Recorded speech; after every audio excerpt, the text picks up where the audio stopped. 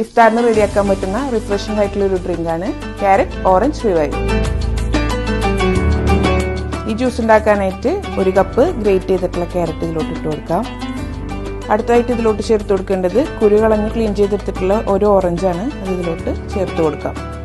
അടുത്തതായിട്ട് ഇതിലോട്ട് മധുരത്തിന് ആവശ്യമായിട്ടുള്ള പഞ്ചസാര ആഡ് ചെയ്ത് കൊടുക്കാം.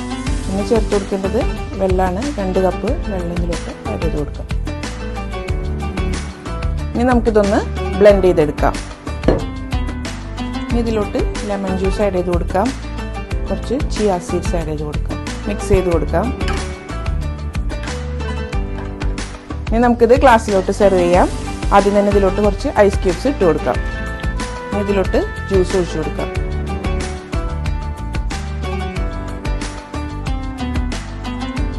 ഗാർണിഷ് ചെയ്യാനായിട്ട് ഇതിൻ്റെ മേലെ ഒരു മിന്റ് ലീഫ് വെച്ച് കൊടുക്കാം. നമ്മുടെ ക്യാരറ്റ് ഓറഞ്ച് റിവൈവ് ഇവിടെ റെഡി ആയിട്ടുണ്ട്. നമുക്കിത് സെർവ് ചെയ്യാം.